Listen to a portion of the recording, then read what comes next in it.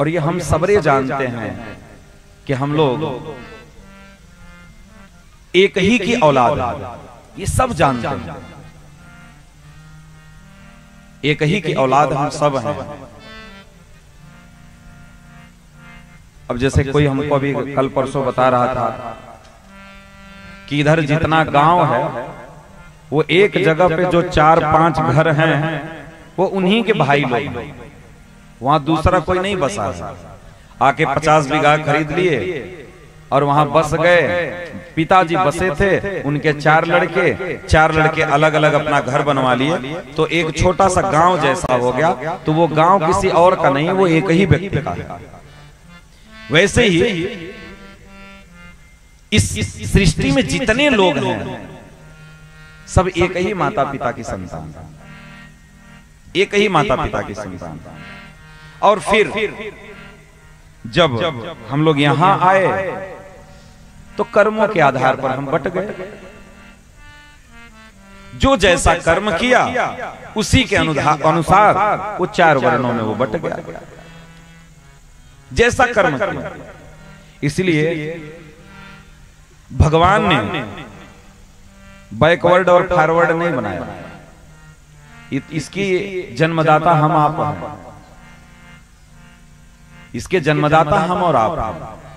और ये बैकवर्ड और फॉरवर्ड केवल बना इसी बेस पर। जो ग्रंथों को लेकर के, जो भगवान को लेकर के आगे बढ़ा वो फॉरवर्ड हो गया, जो उनको छोड़ करके बैक हो गया वो बैकवर्ड हो गया। सीधा सीधा छोटी सी बात। और ऐसा नहीं है, बहुत सारे ऋषि महात्मा हुए। हनुमान जी तो मनुष्य कुल में उनका जन्म ही नहीं है, वो तो पशु कुल में जन्म लिए हैं।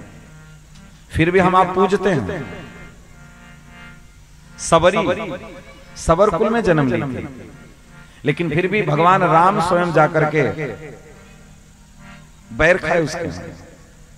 प्रहलाद असुर कुल में जन्म लिए, फिर भी हम लोग पूछते हैं। वो तो अलग की बात है। कलयुग में हरिदास ठाकुर मुस्लिम थे, उनको हम लोग पूछते हैं। हमारी आचार्य परंपरा में आते हैं। आज भी आप लोग कहते हैं ना हम लोग आगे नहीं बढ़ पा रहे हैं, हम लोग ये नहीं कर पा रहे हैं, हम लोग वो नहीं कर पा रहे। आज भी जो धर्म ग्रंथों का, धर्म का, भगवान का आश्रय लेकर के बढ़ा, आज भी वो फॉरवर्ड है।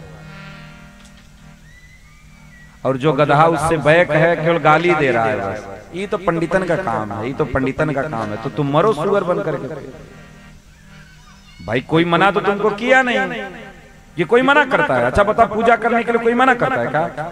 कोई नहीं करता। नाम जप के लिए कोई मना करता है क्या? नहीं करता है। कथा सुनने के लिए कोई मना करता है क्या? नहीं करता है। हम नहीं जाएंगे। क्यों नहीं जाएंगे? ये सब पंडितों का खेल है।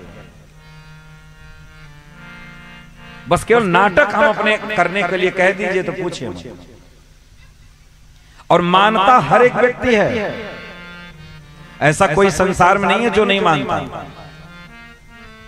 जो लोग भगवान को नहीं मानते, जो अंबेडकरवादी हैं, जो अंबेडकर को भगवान मानते हैं, तो नहीं मानते तो किसी को मत मानो ना। फिर किसी न किसी को आप मानेंगे जरूर।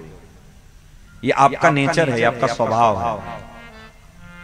इसलिए चाहे जो जिसको माने, उससे हमारा लेना देना नहीं है, लेकिन मानेगा जरूर। वो किसी न किसी को जरूर मानेगा। अब जैसे कहीं कहीं हम लोग जाते हैं तो भागवत कथा होती है, तो वहां का जो ठाकुर समाज है नहीं आता है। बोले ना ना, ये कृष्ण की कथा है, ये यादवों की कथा है, हम लोग तो ठाकुर हैं। राम कथा होगी तब हम चलेंगे। बताओ कौन समझाए? कहीं कहीं राम कथा होती है तो वो कहते हैं हम नहीं जाएंगे।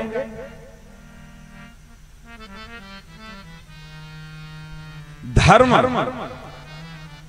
जो बताया गया वो सब के लिए, प्रत्येक जीव के लिए, सब के लिए एक ही बात बताई गई।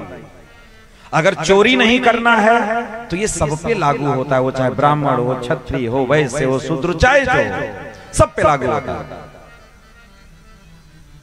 ईमानदारी से जीवन यापन करना ये सब पे लागू होता है। सुबह उठ करके हमको थोड़ा नाम जप करना चाहिए, सब पे लागू होता है।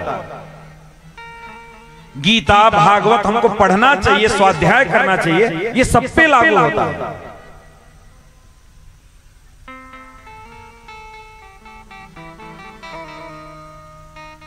जो यह पढ़े हनुमान चालीसा, वहां तो नहीं बोले कि ब्राह्मण पढ़े, क्षत्रिय पढ़े, वैश्य पढ़े, शूद्र पढ़े, ये तो नहीं बोले, कुछ नहीं बोले। किसी का तो नाम नहीं लिया गया, किसी का नाम नहीं लिया गया, केवल बस इतना बोले क्या कि जो यह पढ़े हनुमान चालीसा। इसलिए सबको पढ़ना चाहिए, सबको पढ़ना चाहिए, किसी को छोड़ना नहीं, किसी को नहीं छोड़ना। और सब लोग पढ़ेंगे तभी तो बढ़ेंगे। बस नारा दे रहे हैं हम, पढ़ेंगे नहीं तो बढ़ेंगे कैसे? तो पढ़ो ना, ये भी पढ़ने का विषय है, इसको भी पढ़ना चाहिए। ये भी हमें अपने बच्चों को शिक्षा देने की जरूरत है, ये भी हम लोगों को बच्चों को सिखाना चाहिए। अब आगे आने वाली परंपरा तो राम कितने भाई थे उनको ये भी नहीं पता है, राम किसके पुत्र थे उनको ये भी नहीं पता है, कृष्ण कौन थे उनको ये भी नहीं पता है, कुछ नहीं पता है। धीरे धीरे करके हम सब भूलते जा रहे हैं, अपने बच्चों को भी भुलाते जा रहे हैं।